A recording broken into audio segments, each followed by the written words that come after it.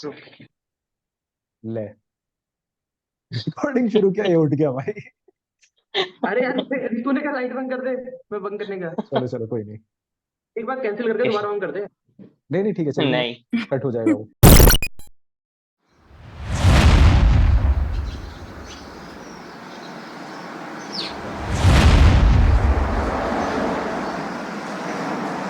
आज का जो टॉपिक है हमारा डिस्कशन का, दिस इज ऑल अबाउट कि एक आर्किटेक्ट के मोरल रिस्पॉन्सिबिलिटीज क्या होने चाहिए। हमें बहुत कुछ सिखाया जाता है 5 सालों में, बट जब हम प्रैक्टिस में आते हैं, जब हम एक्चुअली प्रैक्टिस करना शुरू करते हैं, तो हमारी रिस्पॉन्सिबिलिटीज क्या होने चाहिए वहाँ पे, हम कैसे प्रैक्टिस करें या फिर हम क्या क्या चीजें इंश्योर करें प्रैक्टिस करते हुए। दूसरी बात यह है कि हम कैसे इंश्योर करें कि हम एक अच्छा हैबिटेट बना रहे हैं। हम सिर्फ पैसे नहीं कमा रहे एज आर्किटेक्ट्स, बट हम एक अच्छा हैबिटेट कैसे बना रहे हैं। और ये तो आइडियल चीजें हो गई, बट एक्चुअली प्रैक्टिस में क्या चल रही है, ये इसके बारे में भी हम डिस्कशन करेंगे। मेरा तो बस इसमें एक एडिशन है हम्म। कि जनरली जो आर्किटेक्ट्स होते हैं वो जो अपर मिडिल क्लास या रिच पीपल है वही लोग अफोर्ड कर पाते हैं रेसिडेंसेस के लिए, ठीक है। तो मैं इस टॉपिक पे भी थोड़ा हाईलाइट करना चाहता हूँ कि हम आर्किटेक्ट्स को मिडिल क्लास या फिर पुअर पीपल के लिए कैसे अफोर्डेबल बना सकें। ऋतुराज दरअसल बात यह है ना कि ऐसा नहीं है कि आर्किटेक्ट सिर्फ अपर मिडिल क्लास या फिर मिडिल क्लास ही अफोर्ड कर सकते हैं। पॉइंट ये है कि आर्किटेक्ट्स, अगर हम किसी भी आर्किटेक्ट को अपॉइंट करते हैं तो लोगों के माइंड में एक एक ऑलरेडी एक कॉन्सेप्ट बैठा हुआ है कि अगर आर्किटेक्ट आएगा तो वो डिजाइन क्रिएट करेगा, उसके वो ह्यूज चार्जेस क्रिएट करेगा, चार्जेस लेगा, और चार्जेस की वजह से उसकी जो टोटल जो बजट है उसका, वो उसका थोड़ा सा इनबैलेंस हो जाएगा। हमारे पास भी ऐसे कुछ क्लाइंट्स आए हैं जिनका ऑलरेडी बजट काफी कम होता है, बट हमारा फिर एक तरीके से जो मॉरल रिस्पॉन्सिबिलिटी की हमारी बात आती है, फिर मेरे अकॉर्डिंग हमारा पहला पर्पस उनको ये रहता है कि हम उनको ये सजेस्ट कर पाए कि उनको एक्चुअल में कितने वर्क की रिक्वायरमेंट है। काफी सारे क्लाइंट्स आते हैं कि जैसे फॉर एग्जांपल अभी रिसेंटली मेरे पास एक क्लाइंट आए थे। वो सिर्फ एक मदर और एक सन, सिर्फ ये दो जने थे, और उनको अपने एक प्लॉट पे घर बनवाना था। उनका बजट कम था, बट उनका बाय डिफॉल्ट ये था कि हमें तो ग्राउंड प्लस फर्स्ट बनवाना है, हमें एलिवेशन बहुत सुंदर चाहिए, तो क्या हमारे बजट में आ सकता है या नहीं आ सकता। तो मेरी पहली रिस्पॉन्सिबिलिटी जो मुझे लगी और जो मैंने ट्राई करा, मैंने उन्हें सजेस्ट किया कि आप सिर्फ दो ही जने हो, आपके लिए सिर्फ 2 रूम अगर सेट भी आप अपना डेवलप करवाओगे वो भी आपके लिए सफिशिएंट इनफ है, जो कि आपके बजट के अंदर आ सकता है। तो आई थिंक सबसे पहले तो हमें ये सबसे पहले क्लियर करना चाहिए क्लाइंट को, क्योंकि we are the educated people right now और हमारा काम है कंसल्टेंसी का। तो हमें सबसे पहले तो उन्हें ये एजुकेट करना चाहिए कि उनकी एक्चुअल में रिक्वायरमेंट क्या है। उस बेसिस पे फिर हम आगे इस टॉपिक को आगे हम क्लाइंट के साथ किसी भी मीटिंग में या किसी भी बजट के बेसिस पे आगे फिर इस बात पर डिस्कस कर सकते हैं। हाँ वो ठीक है, बट मेरा ना ये क्वेश्चन था कि आप अगर क्लाइंट्स ढूंढने जाओगे मार्केट में तो आपके हम्म। पोटेंशियल क्लाइंट्स कौन है? Other poor people your potential clients. So उस हम्म, तरीके से अगर देखा जाए, आपने जो कहा वो आपका एक एग्जांपल है, but I don't see that as a trend that's being followed in the Indian society at least. Oh maybe नहीं, एक दो गिने चुने एग्जांपल्स होंगे, बट एज अ ट्रेंड कि गरीब लोगों का घर भी आर्किटेक्ट्स ही बनवा रहे हैं, वो वाला ट्रेंड नहीं, हम कैसे ला ये सकते तो हैं उसमें? ये तो या डिफॉल्ट डिफरेंस है। अब हम अगर कभी बात करते हैं, जैसे हम नॉर्मली हमने सेइंग सुनी होगी कि एकेडमिक लाइफ और जो प्रोफेशनल लाइफ है बहुत ज्यादा डिफरेंट होती है। वो इसीलिए होती है क्योंकि हम एकेडमिक में अगर हम कभी भी कुछ पढ़ते हैं, कुछ स्टडी करते हैं, तो हम ये आइडियल कंडीशंस लेके चलते हैं कि जो भी चीज होगी बिल्कुल आइडियली वे में होगी। कि गवर्नमेंट हमारा पासिंग करेगा तो उसके सर्टेन परसेंटेज जो चार्जेस हैं वो लगेंगे, उसके अलावा कुछ एक्स्ट्रा खर्चा नहीं होगा। क्लाइंट हमें बिल्कुल ऐसा मिलेगा जो जेन्युइनली हमारी बातों पर एग्री करेगा। जो प्रोसेस होगा वो without any delay, without any time lag की वजह से हमारा काम कंटिन्यू होता रहेगा। तो ये सारी आइडियल कंडीशंस होती है जो एकेडमिक लाइफ में पढ़ते हुए आ रहे हैं। बट जब हम अपने फील्ड पे आते हैं तो बहुत ज्यादा चीजें फ्लक्चुएट हो जाती हैं, क्योंकि हमारी जो किसी भी हम प्रोजेक्ट की बात करते हैं उसमें n number of variables add ons हो जाते हैं। अगर हम बात कर रहे हैं कि हमारे लिए एज ए पोटेंशियल क्लाइंट्स कौन ज्यादा अप्रोप्रिएट रहेगा, तो बाई डिफॉल्ट मेरे लिए क्लाइंट वो रहेगा जो जहाँ पे मेरा स्कोप ऑफ वर्क ज्यादा है। अगर कोई एक क्लाइंट है जो मेरे पास आ रहा है सिर्फ एक रूम रेनोवेट करवाने के लिए, कंपैरेटिवली एक दूसरा क्लाइंट आ रहा है वो मुझसे कह रहा है कि आप हमारा होटल कंस्ट्रक्ट करके हमें प्रोवाइड कराओ, तो बाय डिफॉल्ट मेरी अप्रोच अप्रोक्सीमेटली वाला मेजोरिटी ऑफ द टाइम मेरी जो इंक्लिनेशन होगी वो होटल वाले प्रोजेक्ट की नहीं रहेगी, क्योंकि वहां पे मेरा स्कोप ऑफ वर्क इंक्रीज है, वहां पे मेरी फीस ज्यादा इन्वॉल्व हो जाएगी, वहां पे मेरा ग्रोथ का ऑप्शन काफी ज्यादा निकल के आएगा as per my own ability also. तो वो तो है, फील्ड में इतना तो डिफरेंस आता है। सबसे बड़ा डिफरेंस क्या दिखता है तेरे को, जैसे एकेडमिक्स और प्रैक्टिस में? एक सबसे, अगर तेरे को सबसे इंपॉर्टेंट या सबसे बड़ा डिफरेंस बताना हो, क्या डिफरेंस बताएगा? सबसे बड़ा डिफरेंस अगर मैं एकेडमिक्स और यहाँ के हिसाब से बताऊं तो एकेडमिक्स में हम ये सोचते हैं कि हमें हमारे हिसाब से कौन सा डिजाइन सबसे ज्यादा बेस्ट। अगर मेरे पास एक साइट लोकेटेड है तो कई साइट गिवन है तो मैं अपनी बेस्ट इंटरेस्ट से अपने बेसिक थ्योरी के हिसाब से मैं सोचूंगा कौन सी चीज सबसे ज्यादा बेटर है। बट जब हम साइट पे या प्रैक्टिकल लाइफ में बात करते हैं तो वहां पे सबसे ज्यादा इंपॉर्टेंस हो जाती है कि क्लाइंट के हिसाब से सबसे ज्यादा अच्छी चीज कौन सी। मेरे साथ ऐसा 2-3 बार हो चुका है कि मैंने अपनी अंडरस्टैंडिंग के हिसाब से क्लाइंट को जो सबसे बेस्ट सूटेड डिजाइन ऑप्शंस हुए उसमें से मैंने अपने 2 या 3 ऑप्शंस प्रोवाइड कराए। उसमें मैंने बाई डिफॉल्ट था कि हाँ भाई ऑप्शन नंबर 1 सबसे बेस्ट है। बट उन लोगों को ऑप्शन नंबर 1 समझ में ही नहीं आया।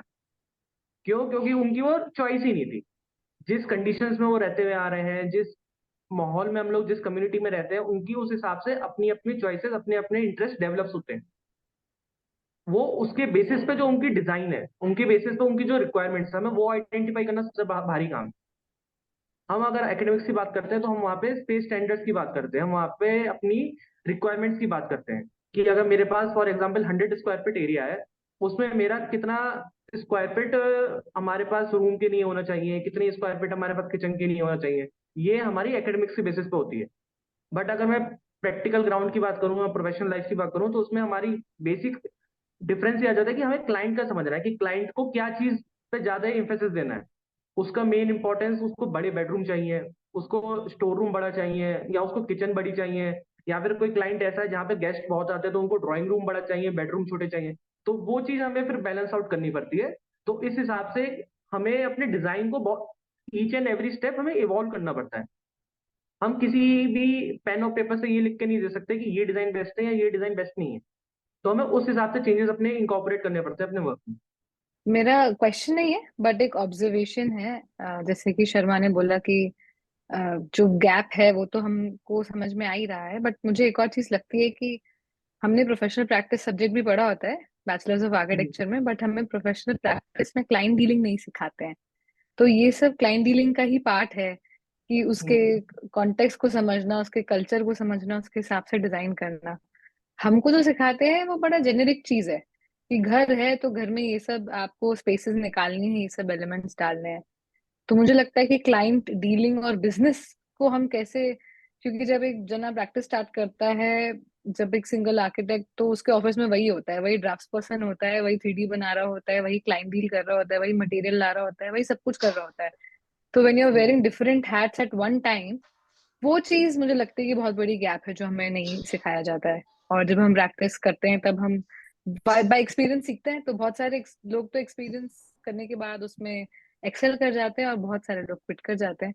यही डिफरेंस है। तो एक्चुअली मैं मुझे ना ये इस गैप बात पे लगता है। राशि से पूरा 100% एग्री करता हूँ, क्योंकि लाइक सी, अभी मैं भी प्योर कंसल्टेंसी में हूँ। तो यहाँ पे हम लोग, हमारा एक सेक्शन तो पूरा चलता रहता है कंसल्टेंसी का, दूसरा हम लोग का चलता रहता है बिजनेस डेवलपमेंट, जिसको बीडी वर्क बोलते हैं। सबको पता ही होगा। हम्म। तो बीडी वर्क में हम ट्राई करते रहते हैं कि हम लोग पोटेंशियल क्लाइंट्स को कैसे रीच आउट करें। मान लो 10 क्लाइंट्स को हम लोग रीच आउट करते हैं तो उसमें से एक हमें मिलेगा जो हमें कुछ काम देगा। तो ये चीज ना बहुत ज्यादा मिसिंग है in the field of architecture. ये मेरे को एकदम पूरा दिखता ही नहीं है। तो आई थिंक ये बहुत एक इम्पोर्टेंट चीज है। आई डोंट नो बड़े फर्म्स करते हैं कि नहीं, बट जो लोग इंडिविजुअल लेवल पे ये काम करते हैं, I don't know, maybe they just wait for someone to come and give you some work, rather than we as architects going out and pitching our expertise or skill sets to them.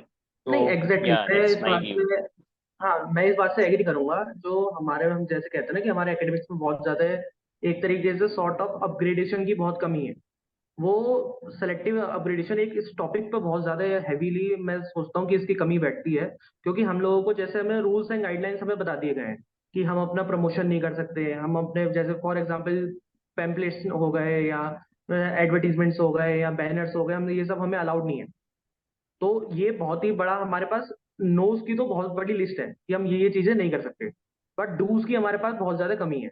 तो मैंने भी जब अपना ये office setup किया था, तो मैं और जो मेरे पार्टनर हमने जब वर्क स्टार्ट किया था, स्टार्टिंग के 3-4 मंथ्स हमारे लिए सबसे बड़ा हेडेक ये था कि हम क्लाइंट को कैसे अप्रोच करें, क्योंकि हम कोई अनफेयर मीन्स अडॉप्ट करना वो हमारे लिए सूटेबल नहीं था।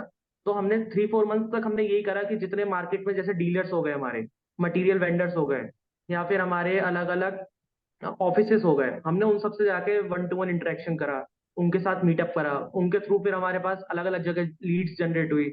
मार्केट में हमारे जितने नोन्स थे before setting up our office, उनके थ्रू कॉन्टेक्ट्स हमने डेवलप करे। तब जाके हमारे 4th या 5th मंथ से आई गेस हमारे पास सबसे पहला जो एक तरीके से कह सकते हैं ना कि टेम्पलेट फॉर्म में जो हमारे पास वर्क आना जो स्टार्ट हुआ है, वो 4th और 5th मंथ से हमारे पास स्टार्ट हुआ है। फिर जब हमारे पास एक बार काम आता है, फिर उस काम के बेसिस पे तुम्हारे ऊपर मार्केट में एक वर्ड क्रिएट होता है कि तुम्हारा किस क्वालिटी का वर्क है। स्टार्टिंग के काम में तुम्हें बहुत ज्यादा हैसल करना पड़ेगा, बट एक बार अगर तुम्हारे पास प्रोजेक्ट्स आ गए और तुमने प्रोजेक्ट्स को as per the client expectation deliver कर दिया, तो वो प्रोजेक्ट बाई प्रोजेक्ट तुम्हें फिर आगे मिलता रहेगा। बट स्टार्टिंग में ये एक बहुत बड़ा ड्रॉबैक है जो हम लोगों को एक्चुअल में फेस करना पड़ता है फील्ड में। अब अगर जैसे ऋतु आपने बोला कि अभी हमारे पास जैसे बड़े फर्म्स की बात है, बड़े फर्म्स पे भी जैसे नोटिस किया होगा, वो पब्लिकली कभी भी इसको एडवर्टीजमेंट नहीं कर सकते अपने ऑफिस का। उनके पास भी अलग अलग वेज है इन सब चीज को जनरेट करने के लिए।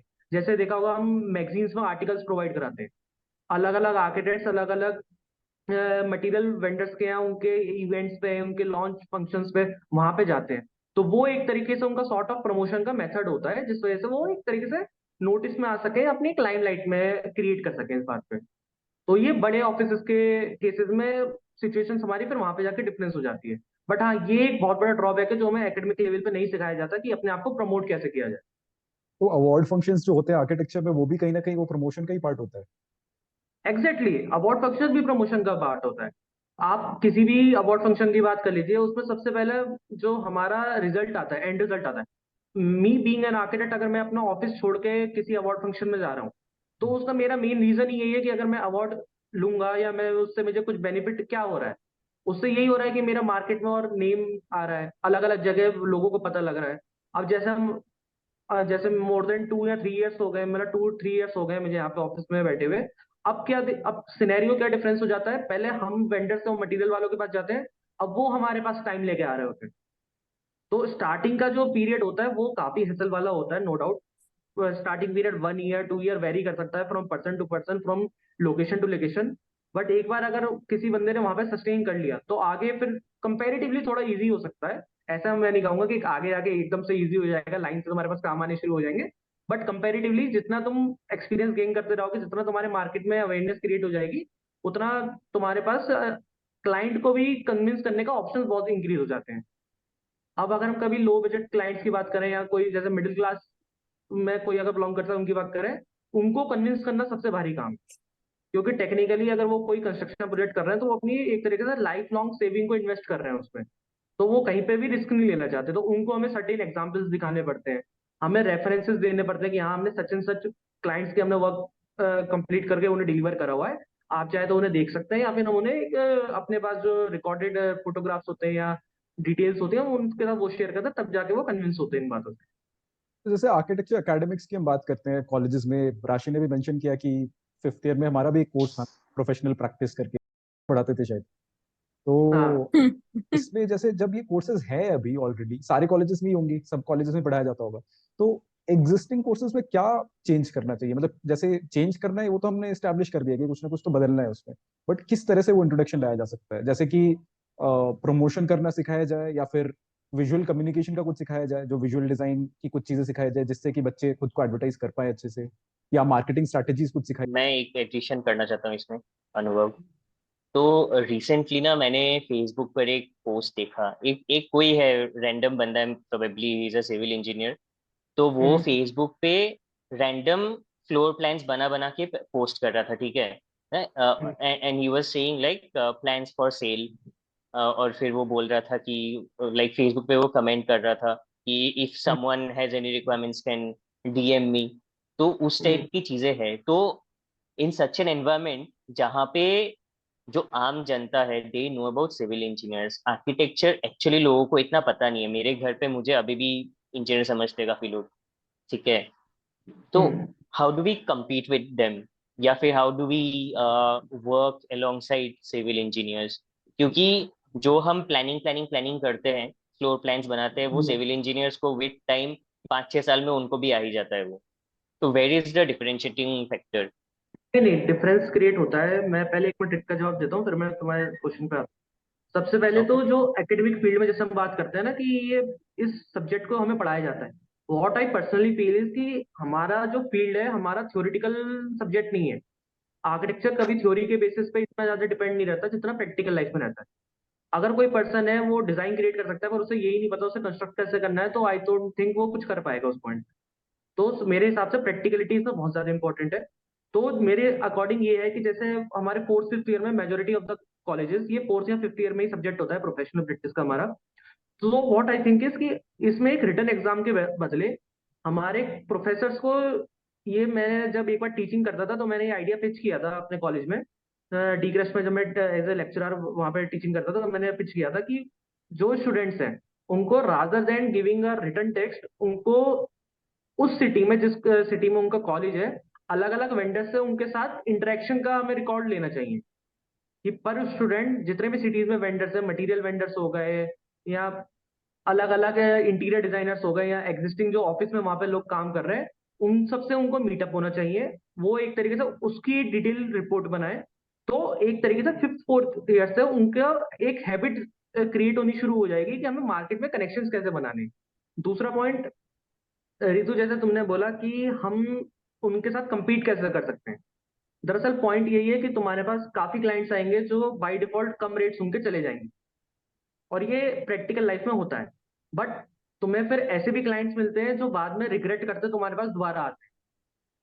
ऐसा मैंने भी मतलब एक एग्जाम्पल किया है। हमने जैसे स्टार्टिंग में अपनी कॉस्ट क्लाइंट को बताई कि फॉर डिजाइनिंग कंसल्टेंसी हम अपना सच एंड सच आपकी से फीस ले रहे हैं।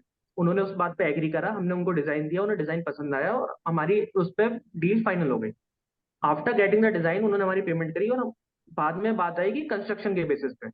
तो मैंने उन्हें कहा कि हमारी कंस्ट्रक्शन की this much percentage of fees हम कंस्ट्रक्शन का चार्ज करते हैं। तो उन्हें वो बहुत ज्यादा हैवी लगा।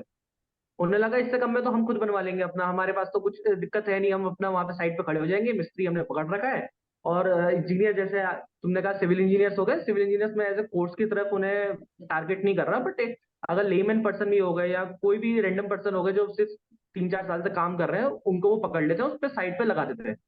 बट उन्हें ना एक्चुअल में ये प्रॉब्लम बाद में जाके फेस होती है कि जितनी वो फीस यहाँ पे बचाने की कोशिश करते हैं उससे ज्यादा वो वहां पे साइड पे खर्चा कर देते हैं। एक मैंने अभी रिसेंटली नोटिस किया है, एक इमिग्रेशन ऑफिस का हम इंटीरियर कर रहे थे। तो इंटीरियर के केस में क्या था कि क्लाइंट को ये था कि डिजाइन फाइनल हो गया, उनसे हमारी सारी बात हो गई। कंस्ट्रक्शन में उनके फादर कह रहे थे कि कंस्ट्रक्शन हम खुद करा लेंगे, हमारा एक नोन में कारपेंटर है, बहुत अच्छा काम करता है, नो डाउट। हमने कहा ओके कोई दिक्कत की बात नहीं है। जब उन्होंने कंस्ट्रक्शन पूरा करा तो कारपेंटर से जैसे बात करी, नो डाउट कारपेंटर ने काम बहुत अच्छा किया था, बट उनने अननेसेसरी इनका मटेरियल बहुत ज्यादा स्पेंड करवा दिया था। जो प्लेन वॉल्स थी जिसपे सिर्फ प्लेन पेंट होना था, कारपेंटर ने क्या काम करवाया, उसने पूरी वॉल पे प्लाईवुड की पैनलिंग करवा दी, उसके ऊपर फिर पेंट करवाया। इससे क्या हुआ, एक तो उनका मटेरियल की कॉस्ट बढ़ गई, दूसरा लेबर का पर स्क्वायर फीट जो चार्जेस था उसका वो टोटल लेबर कॉस्ट बढ़ गई। इसमें डिफरेंस कुछ नहीं आया, बट इन दी एंड क्या हुआ, क्लाइंट की पॉकेट पे वो बहुत ज्यादा हैवी पड़ गया। एक हैवी पड़ा, दूसरा जो टोटल प्रोजेक्ट का टाइम ड्यूरेशन था वो बहुत ज्यादा इंक्रीज हो गया। उनकी डेडलाइन थी उन्हें 1 मंथ में पूरा कंप्लीट करना था, टोटल प्रोजेक्ट जो जाके 3 महीने में कंप्लीट हुआ। तो क्लाइंट को ये बात एंड में रियलाइज हो जाती है। तो उस प्रोजेक्ट में तो नहीं, but from the next project अगर तुम्हारा उनके साथ टर्म्स अच्छे हैं और तुम्हारी उनकी बात प्रॉपर अच्छे वे में खत्म हो रही है, तो वो अगले प्रोजेक्ट के लिए तुम्हें फिर कांटेक्ट करते हैं, नो डाउट।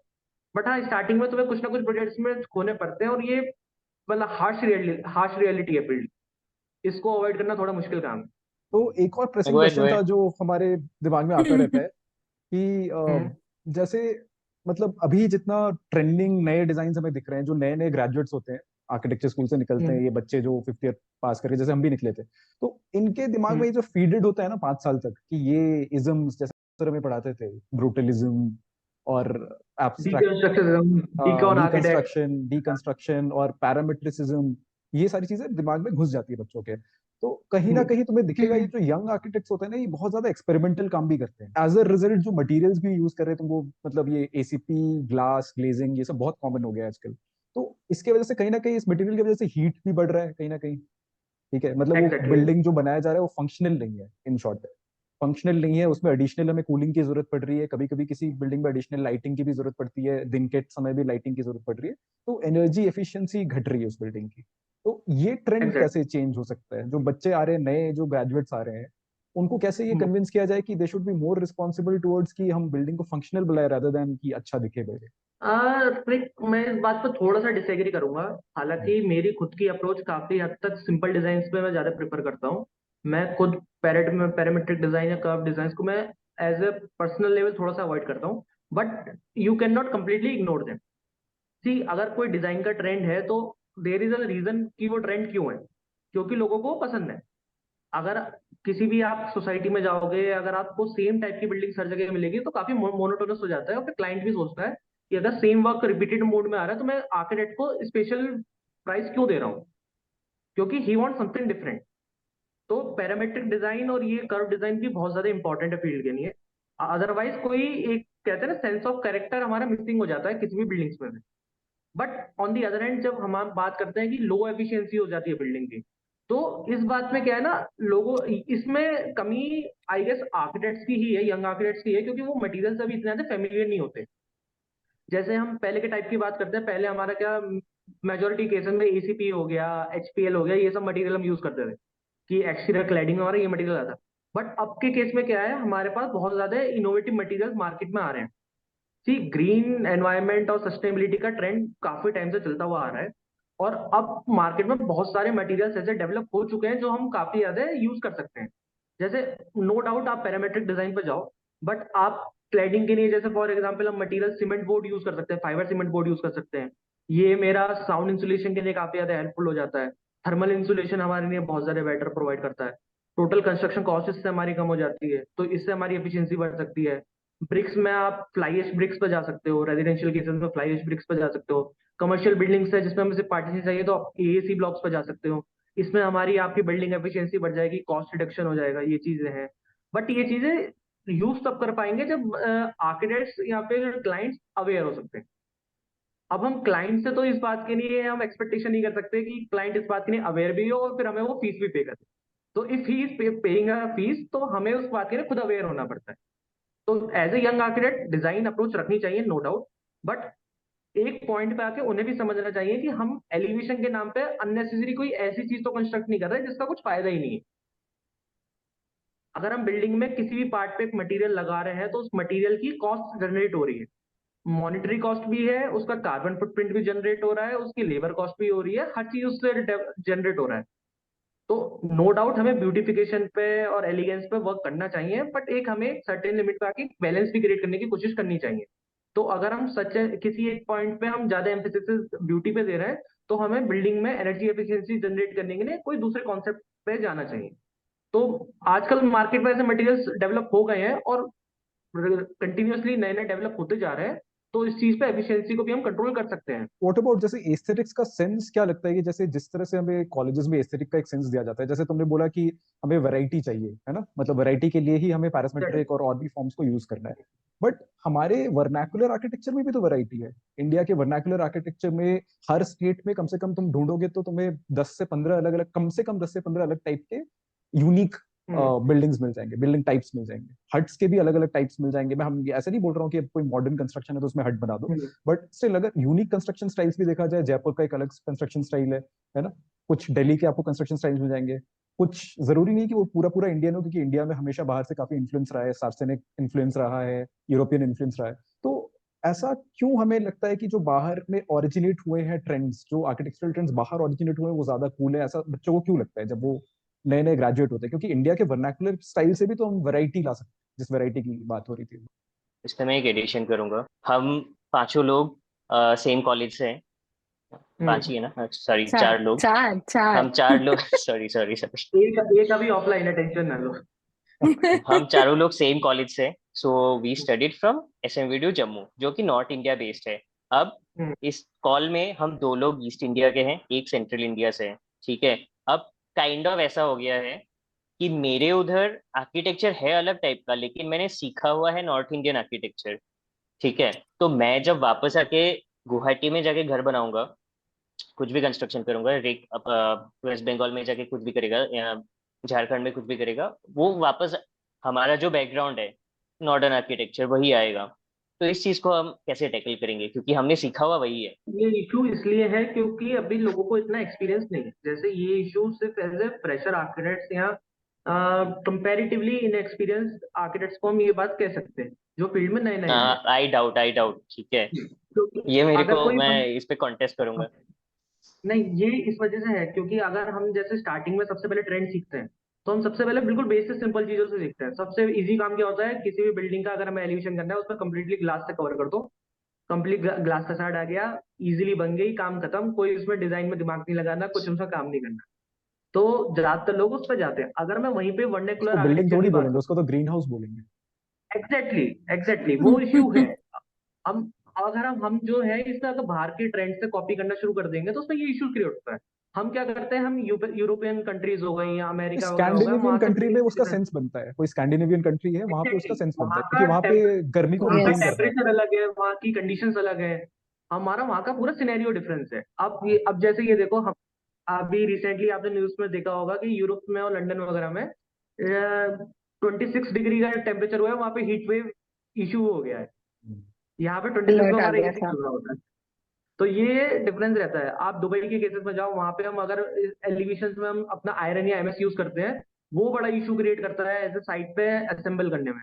क्योंकि वहां पे डे डे टाइम में इतना हीट जनरेट हो जाता है कि आयरन एक्सपेंड हो जाता है, और नाइट टाइम में वो कॉन्ट्रैक्ट होता है। तो उस वजह से काफी ज्वेलरी में उनको कॉन्ट्रैक्ट काफी होगा। इशू क्रिएट होता है। ये इशू है। हम लोग क्या करते हैं, हम लोग सिंपली कॉपी पेस्ट यहाँ पे करते हैं। अब दूसरा एक पॉइंट क्या है, मेरी ने कंपेरेटिवली इजी क्यों होता है, अगर मैं एज ए एग्जाम्पल क्रिएट कर रहा हूँ कि मेरा कोई एक प्रोजेक्ट है, मैं वो दिल्ली में प्रोजेक्ट कर रहा हूँ। एक दूसरा मेरा प्रोजेक्ट है जो मैं फॉर एग्जांपल शिमला में यूज बना रहा हूँ, एज अ बीइंग हिली टेराइन एरियाज में अगर मैं फॉर एग्जांपल पिक कर रहा हूँ। तो दोनों में बहुत ज्यादा ड्रास्टिक डिफरेंस आएगा। मैं हिली एरियाज में वहां पे उनका थोड़ा सा वर्नाक्युलर स्टाइल या उनकी वर्क वहाँ की करंट कंडीशंस को देख के उनके हिसाब से हमारा डिजाइन इवॉल्व होना चाहिए। बट कंपटीशन के चक्कर में थोड़ा सा ये एक तरीके से डिसएडवांटेज है कि लोग सिर्फ सीधे सीधे कॉपी करना शुरू करते हैं कि हाँ यहाँ का ये पार्ट अच्छा है तो इसको यहाँ पे पेस्ट कर दो, बिना ये देखे कि उसकी वहां पे क्या इम्पैक्ट है उसका वहां पे उस वहां की कंडीशंस के हो। तो ये एक इशू है मार्केट। बट जैसे जैसे इस अम, एक्सपीरियंस गेन होगा लोगों में, जैसे जैसे अवेयरनेस क्रिएट होगी, तो इसका भी लोगों में डिफरेंस क्रिएट होना शुरू हो जाएगा। बट ये स्टार्टिंग स्टेजेस में ये थोड़ा सा इशू क्रिएट होता अनुभव, यहीं पे मैं एक और चीज पूछना चाहूंगी। जैसे ऋतुराज ने क्वेश्चन पूछा और तुमने आंसर किया, मुझे ऐसा लगता है कहीं ना इसका एकेडमिक गैप भी बहुत बड़ा है। तो जैसे कि हम जब क्लाइमेटोलॉजी पढ़ रहे थे, तो क्लाइमेटोलॉजी में हम सिर्फ यही पढ़ रहे थे कि वहाँ का एनवायरनमेंट कैसा है, कैसा स्टाइल होता है। जैसे रूफ स्लोपिंग होनी चाहिए, घर की वॉल की थिकनेस कितनी होनी चाहिए, फिनिस्ट्रेशन कितने होने चाहिए।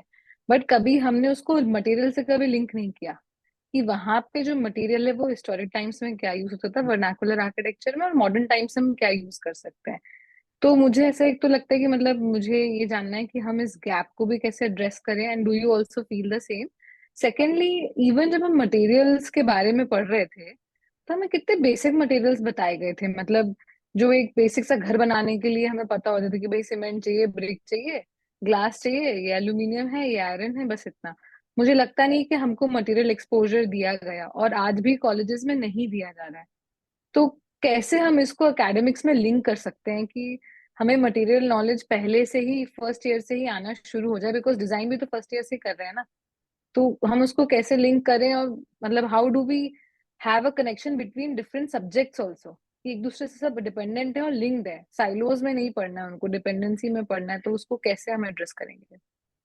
है। इसमें अगर मैं एकेडमिक की बात करूँ, जितना मुझे याद है जैसे हम लोगों ने पढ़ा था फर्स्ट ईयर में, हमने सिर्फ ब्रिक पढ़ी थी और कंक्रीट पढ़ा था और कुछ नहीं पढ़ा। मटेरियल के नाम में हमने सिर्फ दो दो मटेरियल पढ़े थे। सेकंड ईयर से हमने डोर की ज्वेलरीज वगैरह कंसीडर करना शुरू किया था, तो सेकंड ईयर में मटेरियल एड ऑन हुआ था। फिर थर्ड ईयर से हमने वर्नाक्युलर आर्किटेक्चर और बाकी सारे मटेरियल देखने स्टार्ट किए थे, इफ आई रिमेम्बर, जितना मुझे याद है अभी तक। पर हाँ, ये तो हम्म। इशू है क्योंकि हम किसी भी फील्ड में बात करते हैं ना, तो हमारा सब्जेक्ट ना एक जैसे स्टार्टिंग से बात हमारी होती हुई आ रही है कि जितना भी जो भी कोर्स है हमारा, इसमें ना upgradation continuously with span of 5 years तो हमें चाहिए चाहिए होता है। अगर मैं जेनरिक में बात करूँ, कोई भी मार्केट में अगर ट्रेंड चल रहा है तो विद इन 5 इयर्स वो ट्रेंड आउट ऑफ फैशन हो जाता है। हर 5 साल में किसी नए मटेरियल का ट्रेंड आना शुरू होता है।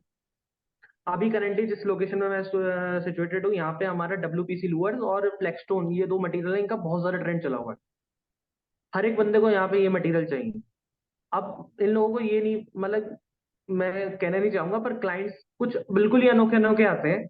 उनकी बहुत ही ज्यादा वेग डिमांड जो हम कहते हैं वो आते हैं। जैसे कुछ मेरे एक लास्ट ईयर हमारे पास एक क्लाइंट आए थे, उनका छोटा सा घर बनना था, बट वो वर्नेकुलर उन्होंने कहीं से वर्ड एक तरीके से माइंड में डाल लिया था, या बहुत ज्यादा हाईली मोटिवेटेड हो गए थे किसी बात को लेकर कि मुझे तो पूरा घर, मुझे अपना मतलब परमानेंट रेजिडेंस बनाना है, पर मुझे विदाउट ब्रेक, विदाउट सीमेंट, बिना किसी चीज के बनाना है, वर्नेकुलर बनाना है।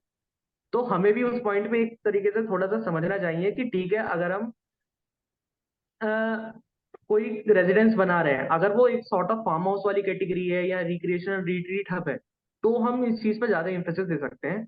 बट अगर मैं एक रेजिडेंस की बात करूं, तो वो एक तरीके से हमें एक सॉलिडिटी उसमें होनी चाहिए, क्योंकि एक रेजिडेंस एक ऐसी चीज है, एक ऐसा स्ट्रक्चर है जहाँ पे ह्यूमन बीइंग 24/7 वहां पे एक अपना प्रेजेंस फील करता है, वो उनके साथ एक इमोशनल अटैचमेंट रहता है। इसमें हम, हाँ, अलग अलग मटेरियल्स इनोवेट करके वहां पे हम डिफरेंस कर सकते हैं। जैसे हमारा एक जूनियर है प्रसाद, हमारे इमीडिएट जूनियर बैच है वो, अपने मैंने उसके रिसेंट प्रोजेक्ट्स अभी देखे थे, वो स्लैब में फिलर स्लैब्स का कॉन्सेप्ट यूज कर रहे हैं। बहुत ही ज्यादा अच्छा कॉन्सेप्ट है। क्लाइंट को समझाना बहुत बड़ा भारी काम है, कि क्लाइंट को एक बार को लगता है कि स्ट्रक्चर की रिजिडिटी में तो कोई इससे इश्यू क्रिएट नहीं होगा, बट एक बार उन्होंने क्लाइंट को इससे समझा लिया, तो सेम इससे हमारा क्या हुआ, फिलर स्लैब यूज करने से एक तो जो स्लैब में हमारा कंक्रीट आ रहा है, कंक्रीट का हमारा मटेरियल उसमें कम हो गया, तो हमने वहां पे मटेरियल सेव कर लिया। दूसरा, हमारा थर्मल इंसुलेशन के हिसाब से बहुत अच्छा काम करेगा। तो ये सारे इनोवेशंस हमें पर्सनल लेवल पे स्मॉल स्मॉल प्रोजेक्ट से हम पिक करके उसको फिर बाद में बड़े स्केल पे हम इम्प्लीमेंट कर सकते हैं विद आवर ड्यू एक्सपीरियंस और due tenure of our work. एक छोटा सा रैपिड फायर करते हैं थोड़ा सब। कुछ फन, हाँ यार कुछ फन फैक्ट्स करते एक हैं। एक एक रैपिड फायर करते हैं। ठीक है, मैं एक क्वेश्चन ठीक है। पूछूंगा, मतलब दो क्वेश्चन नहीं पूछूंगा, मैं दो ऑप्शंस दूंगा, एक चूज करना है बस, ठीक है। ओके। हम्म। लॉरी बेकर या राजरेवाल? Laurie Baker. क्यों? मेरा तो पर्सनल का कनेक्शन है, क्योंकि जो मैंने पहला ऑफिस जो ज्वाइन किया था उसमें मेरे बॉस ने लॉरी बेकर के साथ काम किया था। तो पूरे 1 साल तक मेरे बॉस ने लॉरी बेकर की कहानियां सुनाई है कि हमने वहां पे ऐसे काम करते थे, ये करते थे, ऐसा करते थे। तो इसलिए लॉरी बेकर। लॉरी बेकर, मुझे पर्सनली लगता है कि आजकल के बच्चों को ज्यादा जानना चाहिए लॉरी बेकर के बारे में, जैसा काम वो एग्जैक्टली। करते थे एंड जिस तरह का उनका प्रोफाइल था काम का, that's what young architect should be inspired by. मतलब कंप्लीट कंप्लीट एक्सपोज ब्रिक में अगर आपको कोई काम देखना है, तो लॉरी बेकर से बेटर काम आपको कहीं नहीं मिलेगा। आप एक्सपोज ब्रिक में भी ये नहीं कह सकते कि इंटीरियर में फिनिश अच्छी नहीं आ रही, देखने में अच्छा नहीं लग रहा। मतलब A1 क्वालिटी का वर्क था। तो मेरे क्लास वन जो ब्रिक बॉस थे मिलना भी तो वो तो मुश्किल है बहुत भाई, मेरे ज्यादा। शहर में क्लास वन ब्रिक मिलता ही नहीं है। नहीं, बट अब चलो, एक फॉर एग्जाम्पल, चलो मान लिया क्लास वन मिलता है, और मॉड्यूलर ब्रिक्स मिल जाएंगे आपको। हम्म उससे ज्यादा शार्प एजेस आपको कहाँ मिलेंगे, मॉड्यूलर ब्रिक्स मिल जाएंगे। हम्म। बट हाँ, उसके लिए फिर उतना है कि हमें अटेम्प्ट भी उस लेकिन हिसाब से करना चाहिए लेकिन उनको। लॉरी बेकर तो लो कॉस्ट घर भी बनाता था ना, ये भी तो प्रॉब्लम है, हाँ, मॉड्यूलर वो ब्रिक्स में पॉइंट खर्चा है, बढ़ उनका तो जाएगा अभी। मेन मेन मोटिव ही लोकस कर का था। लेपर्ड्स के लिए घर बनाए थे उन्होंने, और भी इस तरह के लोगों के लिए। अच्छा, सेकंड क्वेश्चन, हम्म। रेसिडेंशियल प्रोजेक्ट या कमर्शियल प्रोजेक्ट? Residential project. क्यों? मुझे रेजिडेंशियल प्रोजेक्ट से थोड़ा सा अटैचमेंट वाली फीलिंग आती है। कमर्शियल में हम लोग कई बार क्या करते हैं, कॉस्ट कटिंग करने के लिए काफी मेथड्स यूज करते हैं। जैसे हमने मटेरियल थोड़ा सा हल्का यूज कर लिया, कोशिश ये करी कि मैक्सिमम स्क्वायर फीटेज निकाल सके। रेजिडेंशियल में क्या होता है ना, एक सॉर्ट ऑफ कनेक्ट फील होता है क्लाइंट के साथ। हम्म हमने अगर कोई प्रोजेक्ट अपनी एफिशिएंसी से एक अच्छा डिलीवर करा, क्लाइंट 24/7 वहां पे रहेगा, उन्हें हमारे एफर्ट्स की हमेशा वैल्यू वर्थ रहेगी। तो मैं इसलिए रेजिडेंशियल प्रोजेक्ट से ज्यादा कनेक्टेड हूँ। ऑल्दो जो हमारी फीस है, जो हमारी कमीशन है, वो कमर्शियल से ज्यादा आती है। हम्म। फॉर्म या function? Function. Every time function. Exposed elevation या plastered elevation? Plastered. Brutal architecture या पैरामेट्रिक आर्किटेक्चर? ब्रूटल।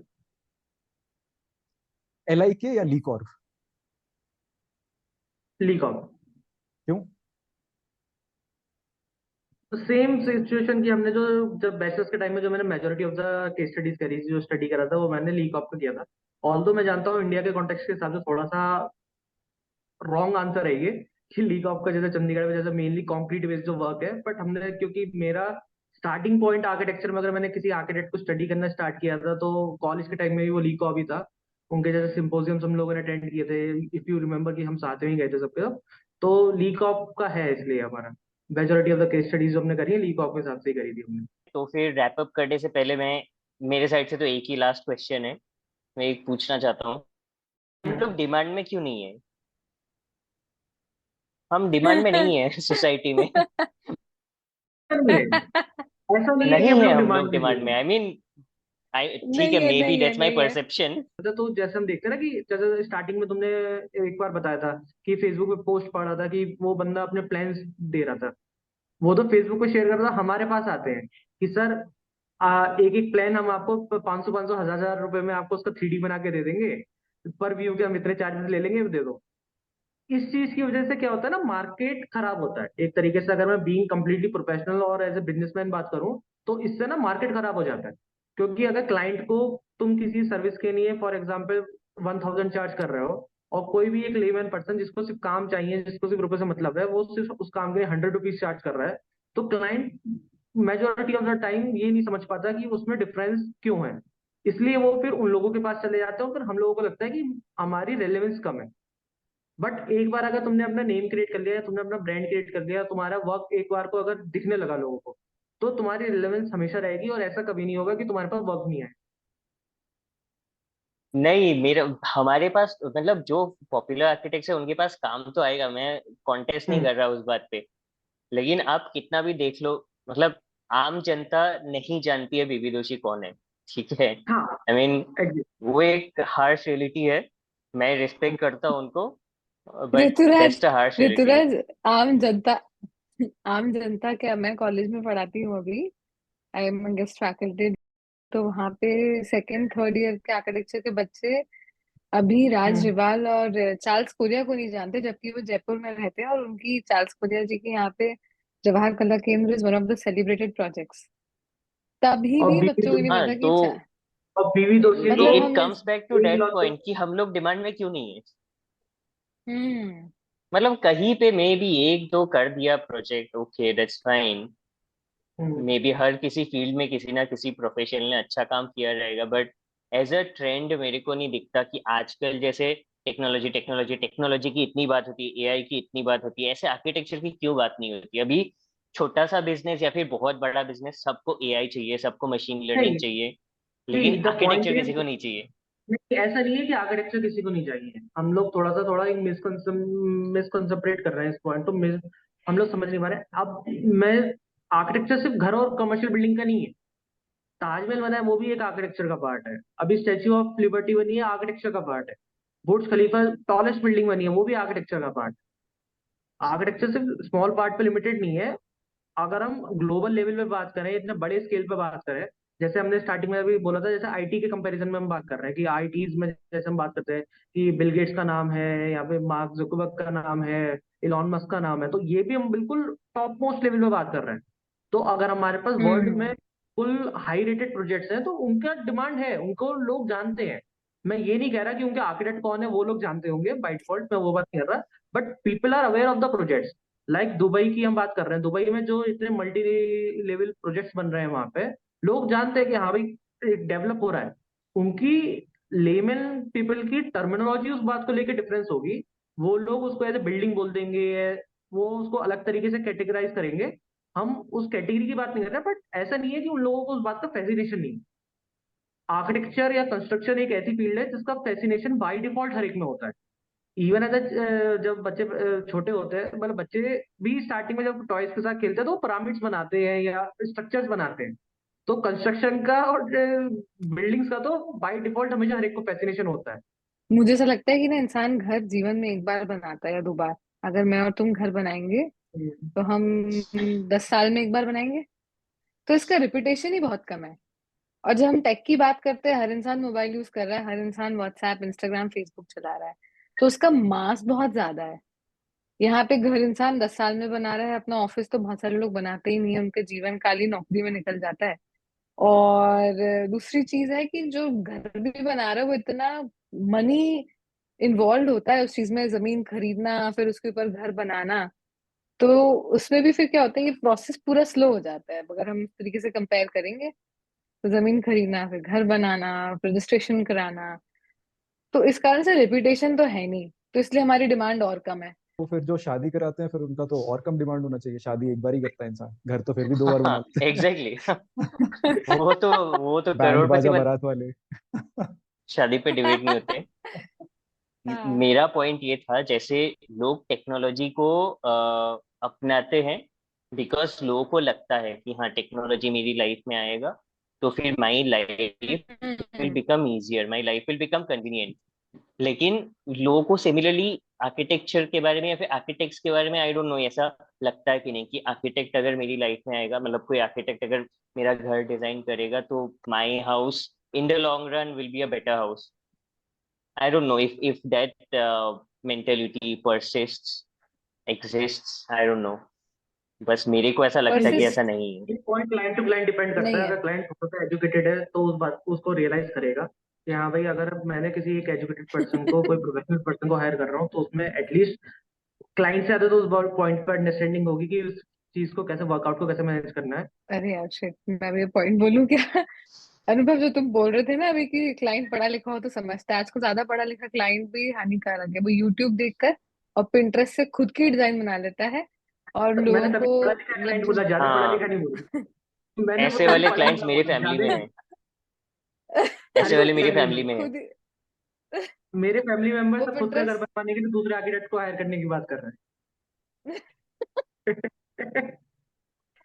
नहीं, मेरे फैमिली में तो मैंने ये देखा है, पूरा बिल्कुल रहे हैं। पिंटरेस्ट से डिजाइन डाउनलोड करके काम किया है। यस। नहीं, हर ये चीज तो में घी फील्ड में डाल रहता है। यस। अरे वो तो सीधे आर्किटेक्ट को, वो सीधे आर्किटेक्ट को बोलते हैं, सर आप ये बनवा सकते हैं क्या, देखिए हमें ये पसंद है, आप ये बनवा सकते हैं तो बात करिए, नहीं बनवा हम्म। सकते ठीक है कोई बात और इसकी कॉस्ट कितनी आएगी बस आप ये नहीं। बताओ, क्योंकि उन्हें ये बता कॉस्ट नहीं दीजिए मिली। आपको कितनी कॉस्ट। यस, वेरी ट्रू, उनको चाहिए कितनी कॉस्टिंग आएगी इसकी, तब बता दो आप हमको बस। उन्हें नेट से कोई भी रूम की इमेज मिल जाएगी, पर उसकी कॉस्ट नहीं मिल पाएगी। तो कॉस्ट पूछने आता है, अगर बजट में है तो ठीक है, आप ऐसे ही बना दो, बस बात कर रहा हूँ। तो शर्मा, ये तो है पॉइंट। एक तो लाइन में अगर यंग आर्किटेक्ट्स को, यंग प्रोफेशनल्स को एक मैसेज देना हुआ, सिर्फ एक लाइन में, कि जो नए ग्रेजुएट्स हैं उनको किस तरह से सोचना चाहिए, किस तरह से प्रैक्टिस करना चाहिए, एक लाइन में क्या मैसेज दे सकता है फिर? एक लाइन में अगर मैं मैसेज दूंगा तो सबसे पहले तो अवेयरनेस जितनी ज्यादा क्रिएट कर सको उतना बेटर है। ये फ्यूचर के लिए हेल्पफुल रहेगा। दूसरा, अपनी मटेरियल की या अपनी मार्केट की जितनी नॉलेज गेन कर सको उतना बेटर है। नॉलेज कभी खत्म नहीं होती इसमें, क्योंकि हर दूसरे दिन कोई नया मटेरियल आ रहा है, हर दूसरे दिन कोई नया ट्रेंड जनरेट हो रहा है। तुम्हें क्लाइंट को उस हिसाब से मैनेज करना होगा। अगर तुम्हें ही मटेरियल की नॉलेज नहीं है तो क्लाइंट को कुछ समझा नहीं सकते। हम्म। अगर कभी सिचुएशन ऐसी आ रही है कि क्लाइंट तुम्हें कोई मटेरियल बता रहा है, तुम्हें उसके बारे में कुछ अवेयरनेस नहीं है, तो वो प्रोजेक्ट एक तरीके से गया समझो। तो ये यंग आर्किटेक्ट्स के लिए सबसे पहला मेरा ये रहेगा कि जितना तुम नॉलेज गेन कर सको, मार्केट एजुकेशन में, एकेडमिक्स में तुमने पॉइंटर्स गेन कर लिए, उसका एजुकेशन फील्ड में आके कुछ फायदा नहीं रहता। कोई क्लाइंट आके ये नहीं पूछता कि आपके कितने मार्क्स आए थे एग्जाम। तुम्हें उस पॉइंट पे, मीटिंग जब तुम्हारी क्लाइंट के साथ हो रही है, उस पॉइंट पे तुम्हें कितनी नॉलेज है उस मटेरियल के बारे में, उस प्रोफेशन के बारे में और क्लाइंट की प्रॉब्लम के बारे में, उस बात पे डिपेंड करता है कि तुम्हें प्रोजेक्ट मिलेगा नहीं मिलेगा। अगर मैं एक जेनरिक वे में बात करूं, अगर क्लाइंट हमारे पास कुछ बात करने आ रहा है, हमें ये पता होना चाहिए कि क्लाइंट की प्रॉब्लम कैसे सॉल्व कर सकते हैं। ये पता होना चाहिए कि उस प्रॉब्लम को सॉल्व करने में कितनी कॉस्ट लगेगी। और तीसरा, ये पता होना चाहिए कि उस प्रॉब्लम को सॉल्व करने में कितना टाइम लगेगा। ये 3 क्वेश्चन सबसे ज्यादा इंपॉर्टेंट होते हैं किसी भी मीटिंग में। कितना कॉस्ट, कितना टाइम, और किस तरीके से हम किसी चीज को एग्जीक्यूट कर सकते just an Prerna. Added question Sharma, तो मटेरियल मटेरियल नॉलेज क्या जो स्टूडेंट्स हैं वो कैसे पता करें, वेंडर्स के पास जा जाके मटेरियल नॉलेज लें कि हैं कैसे? उनका। स्टार्टिंग में सबसे बेटर सोर्स यही है कि या तो आप नेट पे रिसर्च करो, और दूसरा आप वेंडर्स हम्म। के पास जाओ। नेट पे तो आपको बहुत सारे ऐसे मटेरियल से मिलेंगे जो आपकी लोकेलिटी में अवेलेबल ही नहीं होंगे। तो सबसे बेटर हम्म। सॉल्यूशन तो यही है कि आप वेंडर्स के पास जाओ, उनसे बात करो। ऑब्वियस सी बात है, उनके पास भी तुम उस टाइम पे जाओगे जब वहां पे वो थोड़ा सा फ्री हो। अगर उनके क्लाइंट के साथ तुम बैठ के बातें करोगे तो वो भी तुम्हें हटा देंगे। बट हाँ, जितना तुम वेंडर्स के पास जाके बैठ सकते हो, जितना तुम, कोई भी साइट पे कंस्ट्रक्शन का काम हो रहा है, जैसे सिटी में तुम्हारी कोई कंस्ट्रक्शन का काम हो रहा है, वहां पे जाके 1 दिन 2 दिन वहां पे बैठो। अलग अलग टाइम पे जाके बैठो।